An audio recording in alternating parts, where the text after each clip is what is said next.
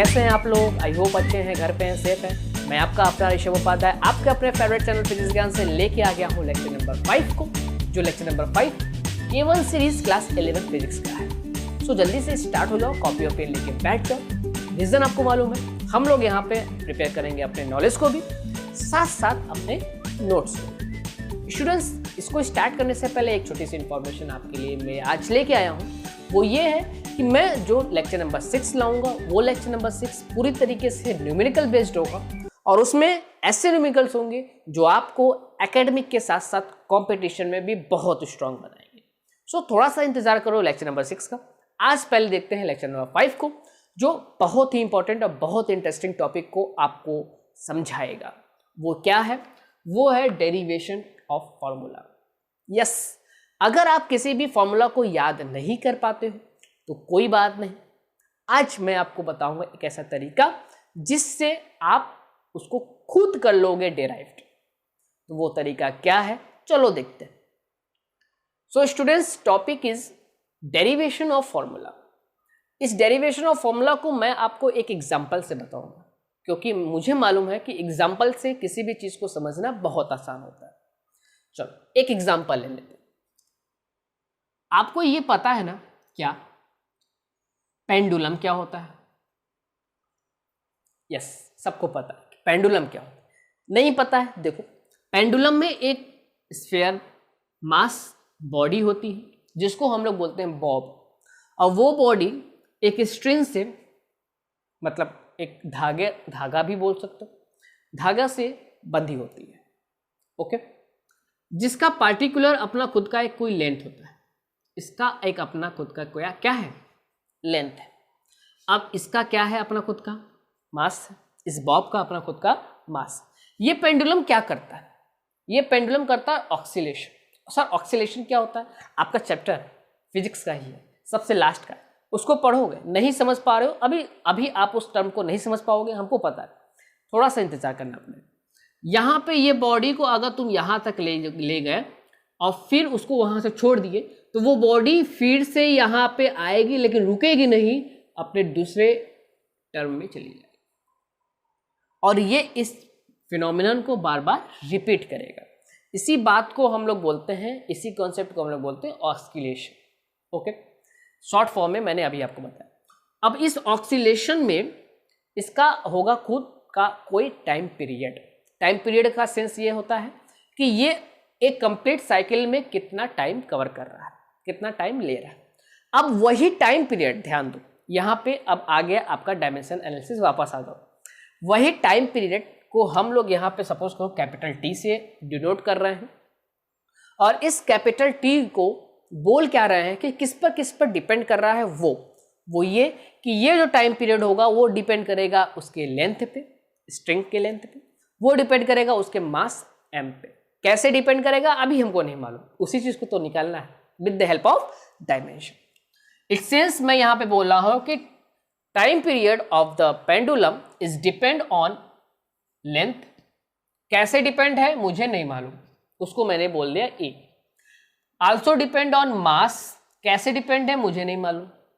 And also depend on a some concept which is known as acceleration due to gravity. Yes, ये यहाँ पे depend भी करेगा किस पर? जी पे। कैसे हमें नहीं। अब क्लास 9 में भी सीखे हो, क्लास 10 में भी सीखे हो कि प्रोपोर्शनलिटी हटता है तो आता है उसका बड़ा भाई, और वो बड़ा भाई कौन है? कांस्टेंट। यहाँ आ गया एक कांस्टेंट के, और ये टर्म आपका ऐसा ही रह गया, इसमें अभी कोई हमने चेंजेस नहीं किए। ये हो गया आपका फॉर्मूला का इक्वेशन। अब हमारा मोटो क्या होगा कि ए और बी और सी की वैल्यू फाइंड करना। अगर हम लोग ए और बी और सी की वैल्यू फाइंड कर देते हैं तो हम लोग अपने फॉर्मूला को डिराइव कर लेते हैं। यही अब हमारा मोटो बन जाएगा। तो स्टेप नंबर फर्स्ट में आप किसी भी फॉर्मूला को फॉर्मलाइज्ड करोगे, उसका इक्वेशन बनाओगे, और अब स्टेप नंबर 2 में जब जाओगे तब आप उसका लिखोगे डायमेंशन। मतलब ये है आपका स्टेप नंबर फर्स्ट। अब आया आपका step number second. Step number second में आप लोग डायमेंशन जैसे कि मैंने बोला लिखोगे। तो ये है आपका टाइम पीरियड। टाइम पीरियड का जो डायमेंशन होता है वो आपका जानते ही हो कि टी ही होगा, क्योंकि वो है टाइम। एल लेंथ है तो लेंथ का डायमेंशन एल ही होगा। एम मास है, इसका डायमेंशन एम ही होगा। जी एक्सेलेरेशन ड्यू टू ग्रेविटी है, मतलब ग्रेविटी से होने वाला एक्सेलेरेशन। अब किसी से भी एक्सेलेरेशन हो उसका डायमेंशन तो उतना ही होगा जितना एक नॉर्मल एक्सेलेरेशन का। मतलब ये कि इसका भी डायमेंशन आपका होगा LT-2।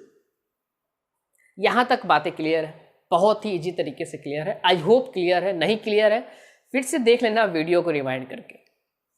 अब देखो ये TLMG का हमने डायमेंशन लिख लिया। अब आया मेरा स्टेप नंबर थर्ड। इस स्टेप में देखो हम लोग क्या करेंगे, इस स्टेप में हम अपने डायमेंशन को वहां पे पुट करेंगे जहां पे हम लोगों ने अपने इक्वेशन को बनाया है। मतलब इक्वेशन नंबर फर्स्ट जो है वो है T is just equal to K। L की डायमेंशन हमारा L के पावर में A, मास का डायमेंशन हमारा capital M power B, G का डायमेंशन LT-2 पावर में C। कैपिटल T का डायमेंशन कैपिटल T क्योंकि टाइम पीरियड है।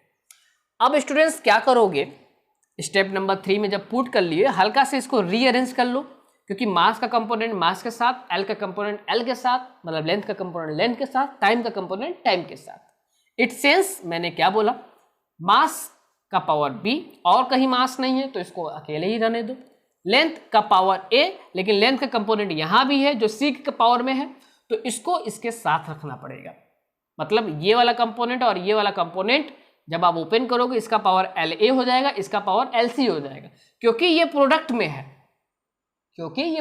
है, तो इसका पावर क्या हो जाएगा, प्लस हो जाएगा। तो अब बच गया मेरा केवल टाइम जो है -2C। इधर का कंपोनेंट आपका कैपिटल T। ओके क्लियर हुआ, ये हो गया आपका स्टेप नंबर 3। अब जो आपका स्टेप नंबर 4 होगा उसमें क्या करोगे आप लोग, उसमें करोगे कंपैरिजन। किसका कंपैरिजन करोगे, इसके LHS के डायमेंशन का कंपैरिजन विथ RHS के डायमेंशन के कंपैरिजन में। मतलब ये स्टेप नंबर 4, इसका नाम क्या है, कंपैरिजन।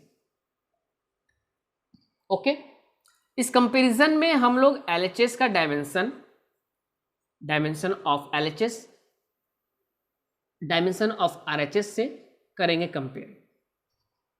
क्या देखो यहां पे कोई मास का कंपोनेंट है नहीं है, नहीं दिख रहा होगा, मैं लिख दे रहा हूं क्योंकि यहां केवल टाइम का कंपोनेंट है तो मास का कंपोनेंट हो जाएगा 0, एल का भी कंपोनेंट हो जाएगा 0, केवल टाइम का कंपोनेंट है जिसका पावर है 1। और यहां पे आप तो टर्म जान ही रहे हो, यहां पे आपको कोई बताने की आवश्यकता नहीं है कि यहां पे आपका उसका टर्म क्या है। यहीं पे देखो मास का यहां पे है B बट यहां पे है 0, तो कंपेयर जब आप किए तो B का वैल्यू क्या हो गया, 0। सीधे देखो यहां पे B का पावर है M का पावर है B और यहां पे M का पावर है 0, तो पावर आपका एक्सपोनेंशियली आपका टर्म बराबर होगा। क्यों बराबर होगा सर, रीजन क्या है, क्योंकि ये डायमेंशनली करेक्ट होगा। कोई भी फॉर्मूला अगर डायमेंशनली करेक्ट होगा तभी वो लीगली भी करेक्ट होगा। इस बात को मैंने लेक्चर नंबर 4 में बताया है, बहुत अच्छे तरीके से बताया है। नहीं देख पाए हो तो उसको जल्दी से देखो, लेक्चर नंबर 4 की जो आपका बटन ऊपर दिख रहा होगा उसको क्लिक करो, मिल जाएगा। सो B = 0 आप कंपेयर करके देख लिए। अब इस कंपोनेंट को कंपेयर करो, L वाले कंपोनेंट को कंपेयर करो, तो इसमें आप क्या देख रहे हो, A + B देख रहे हो, A + C देख रहे हो, दिख रहा होगा आई थिंक, A + C मतलब L का कंपोनेंट में A + C है, इधर कोई L के कंपोनेंट में पावर है नहीं है। जब पावर नहीं है मतलब 0 है, सीधे कंपेयर किए तो डायरेक्ट लिख दी A + C = 0। बचा आप कौन, T का कंपोनेंट, T का कंपोनेंट है -2C और इधर आप T का कंपोनेंट क्या देख रहे हो, 1, 0 नहीं है वो 1 है। गेट इट स्टूडेंट्स, तो T का कंपोनेंट क्या हो गया, 1। सो अब यहाँ पे जब 2C का -2C की वैल्यू 1 हो गई, मतलब अब B की वैल्यू तो आपको मिल गई 0, सी की वैल्यू आपको अभी नहीं मिल पाई है, तो देखो थर्ड वाले टर्म में आप सी की वैल्यू पा जाओगे। यहां पे मैं लिख दे रहा हूं, सी की वैल्यू हो गई आपकी -1/2। जब आपको सी की वैल्यू हो गई -1/2, ओ नहीं देख पाया, कोई बात नहीं, मैं यहां पे लिख दे रहा हूं। देखो सी की वैल्यू, मैं इसको यहाँ पे इरेज करना पड़ेगा, कुछ इरेज करना पड़ेगा, मैं इरेज कर दे रहा हूँ। आप लिख लो जल्दी से इसको, आई थिंक आप लिख लोगे, वीडियो पॉज करके लिख लेना, आराम से लिख लेना। अभी मैं इसको इरेज कर रहा हूँ। देखो क्या है हमारे पास था b = 0, a + c = 0 और -2c = 1। इन तीनों इक्वेशन में से b की वैल्यू तो आपको एग्जैक्ट मिल गई 0, c की वैल्यू क्या मिल गई -1/2। देखो ये c की वैल्यू हो गई। अब a की वैल्यू क्या होगी, c को उधर भेज दो भाई, मतलब कि जो प्लस है उसको डायरेक्ट माइनस कर दो। a की वैल्यू हो गई a/2 1/2। तो ये हमको पूरी की पूरी b, c और a की वैल्यू मिल गई।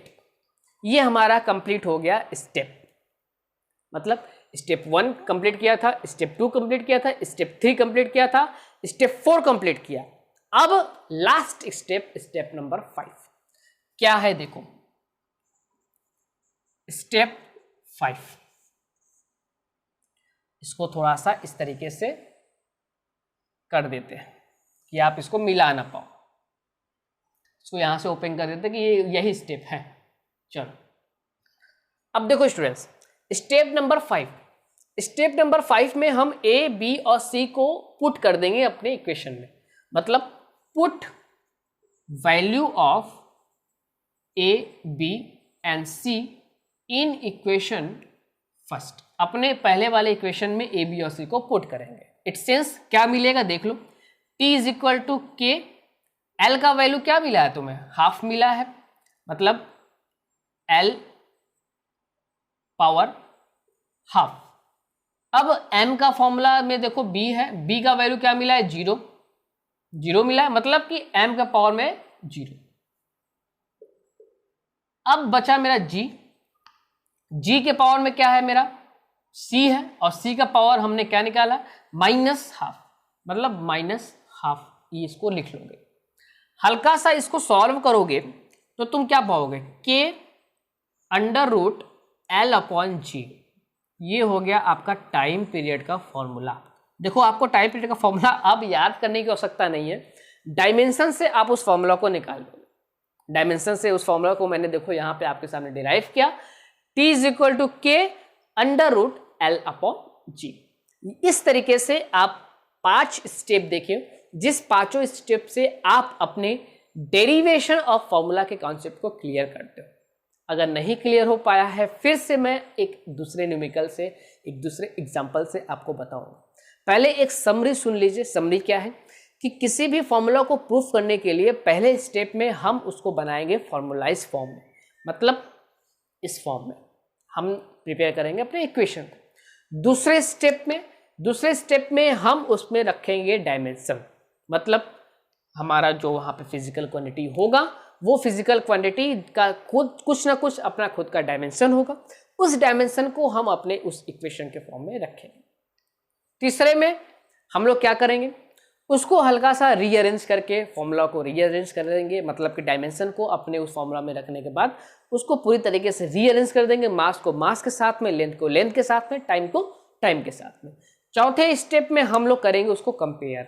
यहाँ पे हम लोगों ने जिस तरीके से कंपेयर किया, लेफ्ट हैंड साइड का डायमेंशन राइट हैंड साइड के डायमेंशन से किया कंपेयर, और कंपेयर करने के बाद हम लोग पा जाएंगे वैल्यू ए, बी और सी का, जैसे कि हम लोग यहाँ पे देखें वैल्यू मिल गई। उसी तरीके से हम भी चौथे स्टेप में कंपेयर करके वैल्यू निकाल लेंगे, और लास्ट स्टेप में हम लोग पा जाएंगे अपने इक्वेशन को, क्योंकि उसमें हम लोग पुट कर देंगे ए, बी और सी के टर्म को कहाँ, अपने इक्वेशन फर्स्ट। जैसे पुट किए वैसे ही आप अपने फॉर्मूला को पा गए, जैसे कि मैंने यहाँ पाया। तो ये था आपका डेरिवेशन ऑफ फॉर्मूला का कॉन्सेप्ट। चलो दूसरा न्यूमेरिकल देखते हैं, दूसरे कॉन्सेप्ट को देखते हैं कि दूसरा कॉन्सेप्ट क्या करता है। लेकिन एक इंपॉर्टेंट पॉइंट ये है कि देखो स्टूडेंट्स, हम जो भी फॉर्मूला हम लोग डिराइव करेंगे, बन तो जाएंगे साइंटिस्ट, लेकिन जो फॉर्मूला हम डिराइव करेंगे वो फॉर्मूला हमेशा प्रोडक्ट फॉर्म में ही होगा। ओके, वो प्लस में माइनस के फॉर्म में नहीं होगा। मतलब अगर मैं तुमसे बोलूं कि time is directly proportional to length plus G plus M, तो इस फॉर्मूला को आप डिराइव नहीं कर सकते, इस टर्म को आप डिराइव नहीं कर पाओगे with the help of dimension. यही इसकी लिमिटेशन, यस, इस प्रोसेस का यही इसका एक लिमिटेशन है, जिस लिमिटेशन में हम लोग ये देखते हैं कि अगर कोई भी फॉर्मूला प्लस और माइनस के साथ एक दूसरे से फिजिकल क्वांटिटी के साथ में रिलेट कर रही है तो उसको हम लोग प्रूफ नहीं कर पाएंगे, डिराइव नहीं कर पाएंगे, किससे? डायमेंशन से। एग्जाम्पल आपके सामने होता है इक्वेशन ऑफ मोशन का relation v is equal to u plus A T, v is equal to u plus A T को हम लोग डिराइव नहीं कर पाएंगे डायमेंशन से। क्यों नहीं कर पाएंगे? क्योंकि वहां पे जो टर्म है वो प्रोडक्ट के साथ नहीं है, वो प्लस और माइनस के साथ है। समझ पा रहे हो? नहीं समझ पाए? चलो थोड़ा सा इसको लिमिटेशन में और क्लियर कर दूंगा लास्ट में। तो ये आपका पहला न्यूमेरिकल हो गया, पहला आपका टर्म हो गया, जो टर्म आपको सिखा पाया है डेरिवेशन ऑफ फॉर्मूला। नहीं सिखा पाया कोई बात नहीं, डरो मत, एक और मैं न्यूमेरिकल ले रहा हूं, एक और एग्जांपल ले रहा हूं, जिससे मैं आपको फिर से इस टर्म को सिखा दूंगा, पक्का सिखा दूंगा, वादा सिखा दूंगा। अब देखो, क्लास 11th में आप आ चुके हो, क्लास 10th और क्लास 9th को पढ़ के आ गए।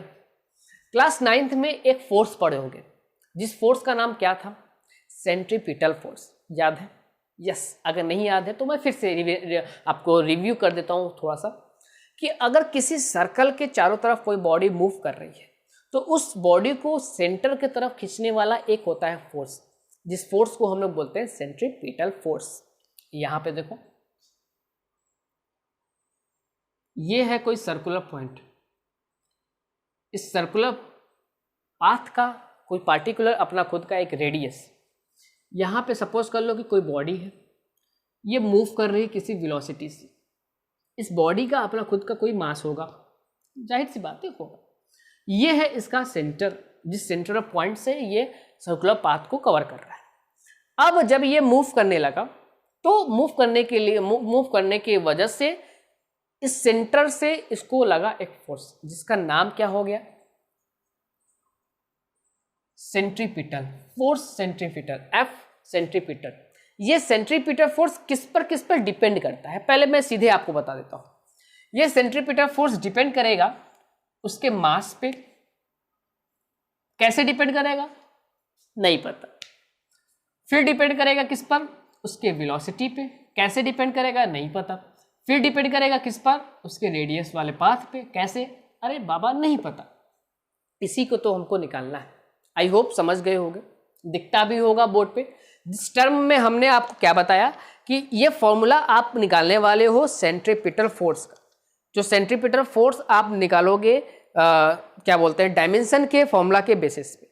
डायमेंशन का फॉर्मूला जो आप पढ़ चुके हो लेक्चर नंबर 3, लेक्चर नंबर 4 में, नहीं पढ़ पाए हो, मिस कर गए हो, देख लेना जरूर।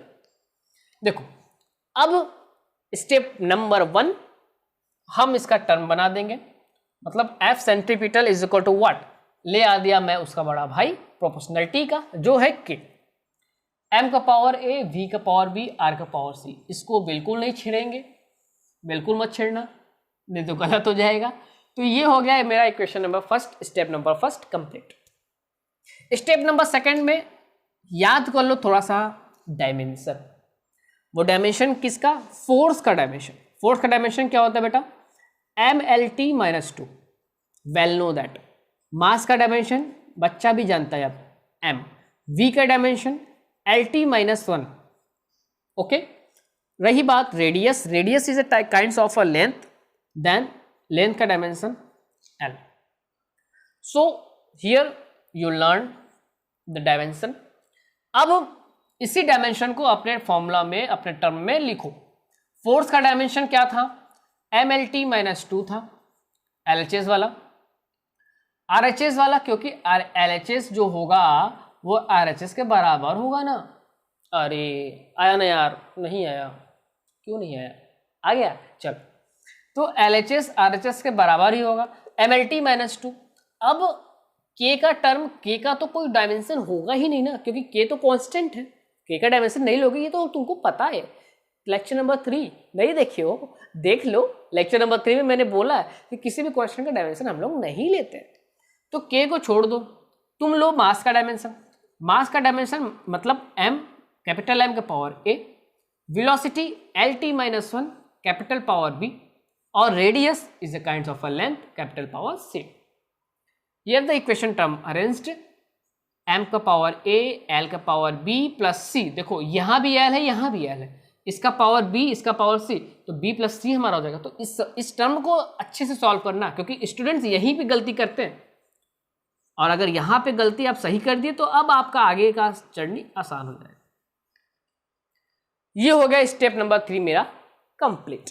अब हम लोग क्या करेंगे, comparison, on comparison of LHS with RHS।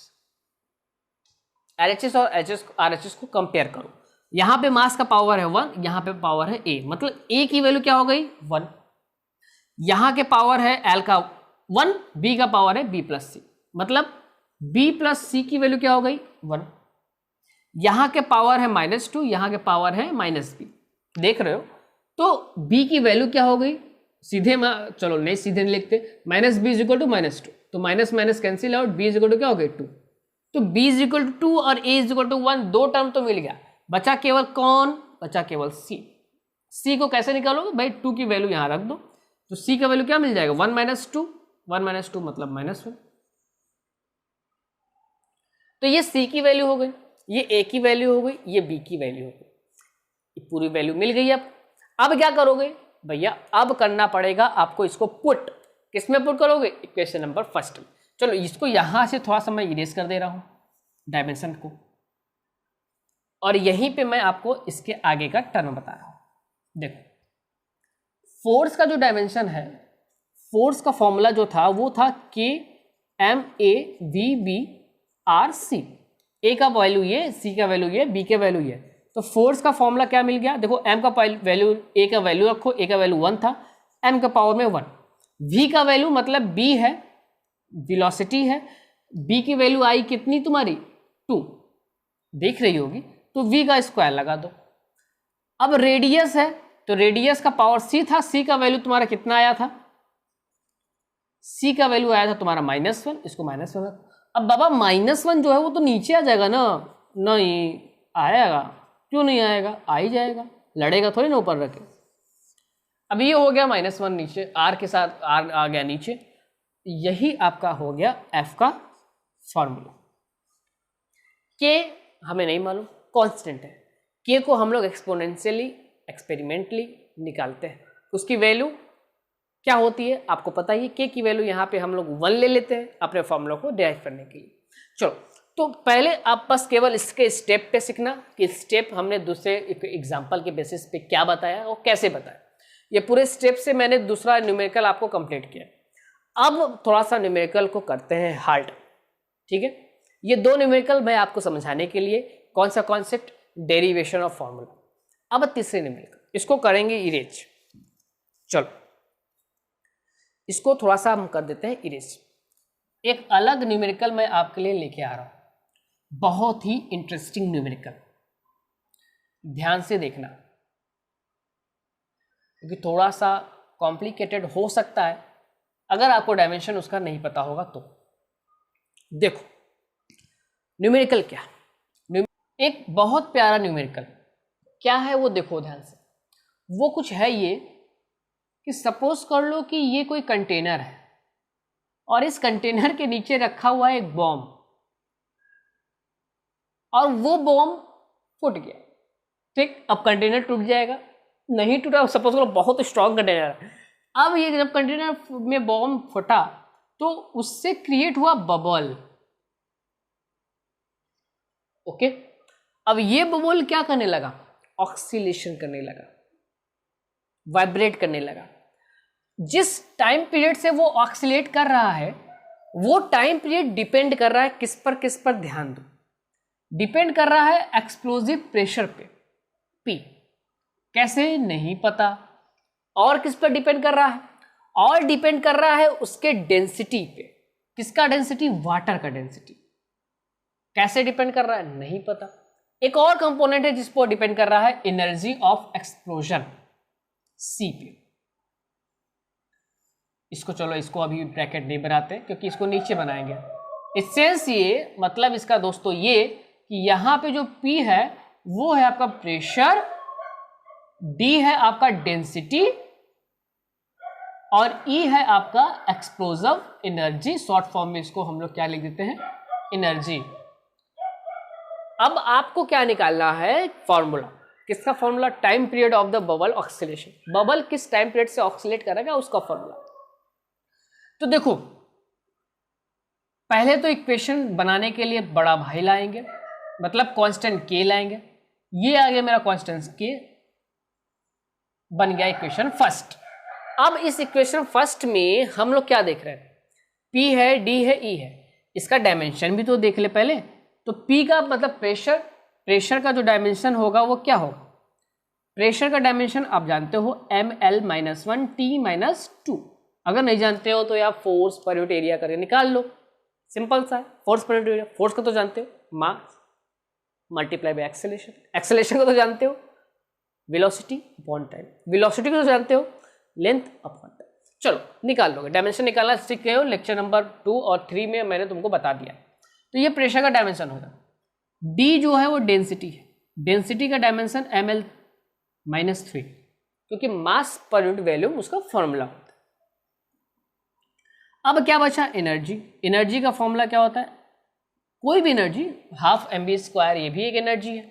तो कोई सा भी एनर्जी लोगे उसका डायमेंशन सेम ही आएगा, ml² T-2। तो ये हो गया हमारे पास डायमेंशन। अब क्या करेंगे यार, अब तो करेंगे पुट किसमें, T में। क्या पाए हम लोग, m भाई बाबा ये प्रेशर का ml-1 T-2 पावर में a, d ml-3 पावर में b। E के लिए क्या है, देख लो यहाँ पे क्या है, ml-2 T-2 पावर c, ये उसके लिए हो गया। थोड़ा सा रीअरेंज कर लो, रीअरेंज कैसे होगा, के m का पावर a, बाबा यहाँ भी है m और एक यहाँ भी है, इसका पावर b, इसका पावर c, इसका पावर a, तो a plus b plus c। अब l का देखो, l का पावर देखो -a है यहाँ पे -3b है, मतलब यहाँ पे -a -3b और यहाँ पे क्या हो जाएगा +2c, ये l का हो गया। बचा t का क्या हो गया, बाबा यहाँ पे -2a है ना, यहाँ पे कुछ नहीं है बट यहाँ पे है, तो -2a -2c, ये हो गया किसका, टाइम पीरियड के लिए। तो ये हमारा कंपैरिजन करने का अब आ गया स्टेप, मतलब यहाँ पे अब हम लोग करेंगे comparison on comparing both terms, दोनों साइड के टर्म्स को कंपेयर करेंगे और क्या पाएंगे, देखो यहाँ पे मास का कंपोनेंट 0 है, मतलब a plus b plus c बराबर 0, get it. -a -3b plus 2c बराबर 0, क्योंकि l का भी कंपोनेंट यहाँ नहीं है। कौन बचा आप, -2a -2c बराबर 1, क्योंकि यहाँ पे टाइम का कंपोनेंट क्या है 1 है। ये हो गया हमको कंपैरिजन से पाया हुआ इक्वेशन। अब इसको थोड़ा सा तुम जब सॉल्व करोगे, मैं डायरेक्ट यहाँ लिख रहा हूँ, समय आपका बर्बाद नहीं कर रहा हूँ, इसको अगर तुम सॉल्व करोगे तो सॉल्व करने पे देखो यहाँ पे मैं वैल्यू लिख दे रहा हूँ, a की जो वैल्यू पाओगे वो होगा -5/6 और b का वैल्यू जो होगा वो होगा 1/2 और c का वैल्यू जो होगा 1/3। ये होगा आपका वैल्यू। आप सॉल्व करना, सॉल्व करने पे आपको यही वैल्यू मिलेगा। अगर सॉल्व करने पे यही वैल्यू मिल रहा है मतलब आप सॉल्व सही किए। तो ये a b और c का वैल्यू आपको यहाँ मिल गया। बचा कौन सा स्टेप बचा, आप अब इस वैल्यू को पुट कर देंगे अपने फॉर्मूला में। इसको यहाँ पे हम इरेज कर देते हैं। हमने इसको इरेज किया, अपना फॉर्मूला लिखा कि p के पावर में -5/6, b के पावर मतलब d के पावर में 1/2 और c के पावर में 1/3। सर इसको कैसे अब फॉर्मुलाइज करें, नहीं समझ में आ रहा। अरे बाबा थोड़ा सा सॉल्व करोगे तो मिल जाएगा। कैसे, देखो ये 1/3 है, मतलब रूट के पावर में 3, इसको सॉल्व नहीं कर पाओगे तो ठीक। ये 1/रूट है, ये भी 1/रूट है। कैसे, देखो 1/3 को मल्टीप्लाई कर दो, मतलब ये, मतलब बेटा ये के p के पावर में -5/2 डॉट 1/3,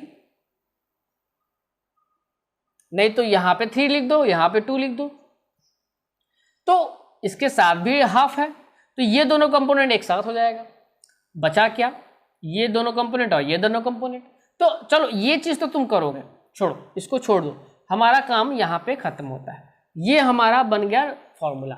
अब उसको फॉर्मुलाइज थोड़ा सा तुम करो, हल्का सा काम तुम भी करो। तो ये हम आज बहुत अच्छी तरीके से क्या सीखे, डेरिवेशन ऑफ फॉर्मूला, किसी भी फॉर्मूला को डिराइव करना। अगला लेक्चर आपका लेक्चर नंबर 6, जैसे कि मैंने बताया कि बहुत ही प्यारे न्यूमेरिकल्स के साथ आ रहा है, तो उसको जरूर देखो। चलो फिर मिलते हैं अब अपने अगले लेक्चर में, लेक्चर नंबर 6, बहुत सारे बहुत ही अच्छे न्यूमेरिकल्स के साथ। घर पे रहिए, सेफ रहिए, पढ़ते रहिए।